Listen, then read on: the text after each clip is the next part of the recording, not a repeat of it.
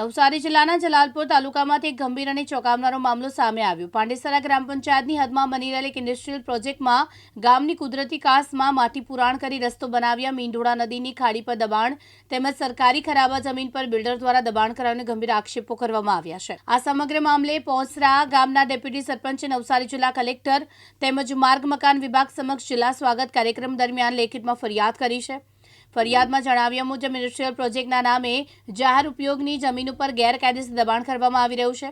મહત્વપૂર્ણની વાત એ છે કે આ બાબતે ગ્રામ પંચાયતના તલાટી દ્વારા પણ અગાઉ અનેક વખત નોટિસ આપવામાં આવી છે, પરંતુ તેને અવગણી ગેરકાયદેસર દબાણ યથાવત રાખવા હોવાનું સામે આવ્યું છે। અત્યારે જે સમાચાર જે આપને સમક્ષ જે રજૂઆત જે દ્રશ્ય બતાવવામાં આવ્યા એ ઇન્ડસ્ટ્રી પ્રોજેક્ટની અંદર આ એક મીંઢોળા નદી પર બ્રિજ બનાવવામાં આવ્યું છે।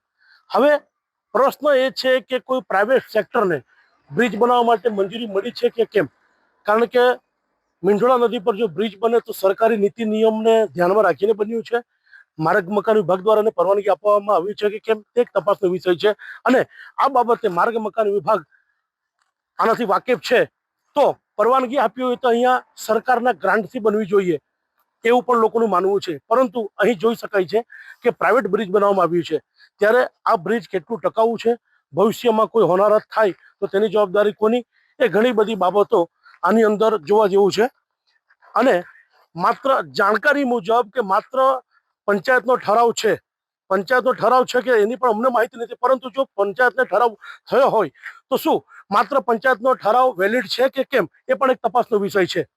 એની અંદર ટૂંક સમયમાં સ્વાગત કાર્યક્રમમાં શું નિકાલ આવે ત્યારબાદ આગળ જે બી કંઈ અધિકારી દ્વારા કાર્યવાહી કરવામાં આવશે તેને ફરી આપની સમક્ષ સમાચારમાં પ્રસિદ્ધ જરૂરથી કરશું। આપની કક્ષાએ આપે શું કાર્યવાહી?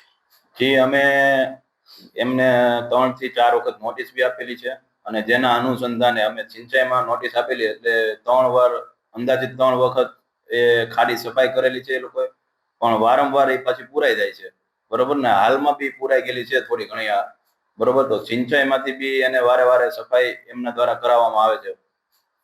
હાલમાં એક ખાડીની પરિસ્થિતિ અમે જે રીતના જોઈ લગભગ 25 થી 30 ફૂટનું પુરાણ છે। આપે કીધું તેમ 3-4 વખત એને ખાલી કરાવી છે, વારે વારે પુરાણ થઈ જાય છે, તો શું ગ્રામ પંચાયતનો પનો ટૂંકો પડે છે એમને અટકાવવા માટે કે શું થાય છે? ના, એમને હવે અમને પંચાયતને અરજી કરેલી છે કે ખાડીમાં એ ભૂંગળા નાખી અને રોડ બનાવવાની, એમને મેન રોડ જે છે મીંઢોળા નદી તરફ જતો રસ્તો એ બનાવવા માટેની અમને અરજી કરેલી છે। એટલે અમે પંચાયતમાં નિર્ણય લીધો છે કે હવે એ જો ભૂંગળા નાખી દે, મોટી લાઈન પંચાયતની જરૂરિયાત મુજબના ભૂંગળા નાખશે અને ગટર લાઈન એ કરશે તો અમે એને પરમિશન આપશું, શરત। કુદરતી ખાડીને પૂરી એના ઉપર રસ્તો બનાવવાનો ત્યારબાદ એના ભૂંગળા નાખવા? ના, ખાડીને પૂરવાની નથી, રસ્તો જે આગળનો છે એ બ્લોક છે એટલે ન્યા ભૂંગળા નાખવાના છે। ઈ ખાડી તો એ લોકોને ખુલ્લી જ રાખવાની છે, જે કુદરતી કાંચ છે એ તો ખુલ્લી જ રાખવાની છે, પણ જે ઈ કુદરતી કાંચમાં જે પાણી જાય એના માટે એને આગળ ભૂંગળા નાખવાના અને એ ડબલ લાઈનના ભૂંગળા નાખવાના, પછી રસ્તો બનાવી શકશે અને પછીથી એનું કામ કરી શકશે। ઓકે, હાલ એ રસ્તો ચાલુ છે, ત્યાંથી અવરજવર પણ ચાલુ છે, રસ્તો પેક છે, આપે કીધેલ કાર્યવાહી પ્રમાણે 3 વખત ખાલી કરાવ્યું પરંતુ નથી થતું। આગળ જો આ પરિસ્થિતિ જળવાઈ રહે તો આની જવાબદારી કોણ લેશે? તમે આગળની શું પ્રક્રિયાઓ કરશો? જે અમે આમાં માટે ઓલરેડી તાલુકામાં બી જાણ કરેલી છે, મામલતદાર કચેરીને બી જાણ કરેલી છે અને અમે વારંવાર એને નોટિસ બી આપેલી છે અને એને માટેનું પ્રક્રિયા અમે અમારી તરફથી કરી દીધેલી છે। ખાસ કરીને સરકારી જમીન પર દબાણ થયાના આક્ષેપો છે? હા, સરકારી જમીનમાં દબાણના આક્ષેપો છે, પણ એમને કીધું છે કે અમે ઓલરેડી સરકારી જમીનની માપણી બી 2 વાર લાવ્યા છીએ, પણ કઈ વરસાદની સિઝન કે પછી જંગલ વિસ્તાર હતો એટલે માપણી થઈ નથી, પણ હાલ અમે માપણી કરવાના છીએ। કેટલું દબાણ છે? દબાણ એ માપણી વગર ખ્યાલ ના આવી શકે। વરસાદમાં આ જે નદી છે તે પૂર આવી જતું હોય છે, તેના કારણે ઘણીવાર એના આગલા વર્ષે રેસ્ક્યુ કરવી પડી હતી એનડીઆરએફની ટીમના દ્વારા, તો આ જો ખાડી પર દબાણ થશે તો પાણી ભરાવાની સમસ્યા વચ્ચે ખરી? હું 2 વર્ષથી અહીંયા છું, 2.5 વર્ષથી, અને 3 સિઝન કદાચ ચોમાસાની કરી છે, પણ રેસ્ક્યુનો પ્રોબ્લેમ અત્યારની ભૂતકાળમાં આવેલો હતો, આજથી 10 થી 15 વર્ષ પહેલા રેસ્ક્યુનો પ્રોબ્લેમ। હવે જયારે એવો પ્રશ્ન આવે એના માટે સાવચેતી માટે આ બધા આગળ કાર્યવાહી કરી છે। એક લાજપોરને જોડતો બ્રિજ બન્યો છે, પોસરા ટુ લાજપોર, આ બ્રિજની કાયદેસર લાજપતથી બોસરાને જોડતો જે ખાનગી બ્રિજ બનાવવામાં આવ્યો છે તેની કાયદેસરતા કેટલી છે? હવે એના વિશેનો મને ખ્યાલ નથી એની કાયદેસર કે એમ આપણા કે પંચાયત અધિકારી ક્ષેત્રમાં આવે છે. અમારે પંચાયતમાં અમને જ્યારે જે ટાઈમમાં એમને બ્રિજ બનાવ્યો છે પંચાયતમાંથી એમને એનઓસી બી આપવામાં આવેલી છે. એ આજથી 3 વર્ષ પહેલા મારે આ ટાઈમ કાર્યકાળ પહેલાનું છે, બરોબર. અને એ લોકોએ એની મંજૂરી બી એવું કીધું છે કે અમે ગાંધીનગરથી મંજૂરી લઈ લીધી છે.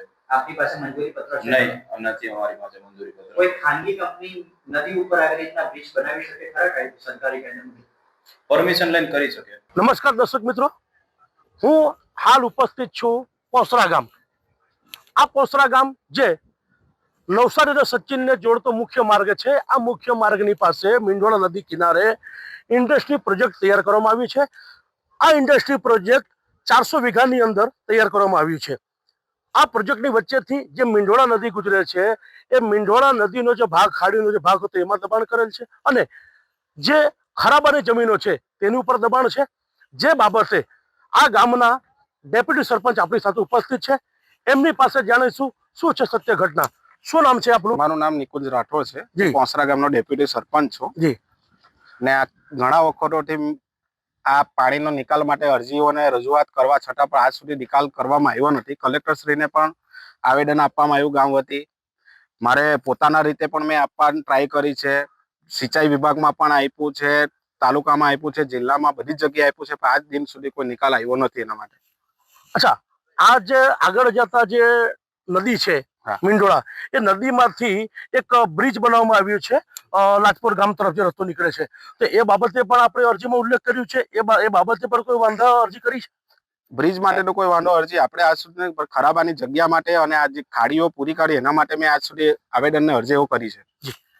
તો આપણે એમની પાસે સાંભળ્યું કે જે જગ્યામાં દબાણ કરવામાં આવ્યું છે, જે ખાડી છે અને જે ખરાબો છે એની અંદર ઇન્ડસ્ટ્રી પાર્કની અંદર દબાણ કરી દેવામાં આવ્યું છે, તે બાબતે એમની લડત સતત ચાલુ છે. તેઓ કલેક્ટરથી માંડીને સ્વાગત કાર્યક્રમમાં પણ આ મુદ્દાનો ઉચક્યો છે. ત્યારે આવનાર સમયમાં એમને ન્યાય મળશે કે કેમ, તંત્ર આ સમગ્ર બાબતથી વાકેફ છે, એમાં યોગ્ય કાર્યવાહી કરશે કે કેમ તે જોવાનું રહ્યું. હું અજયસિંહ ઠાકુર, દિવ્યાંગ ન્યૂઝ, નવસારી.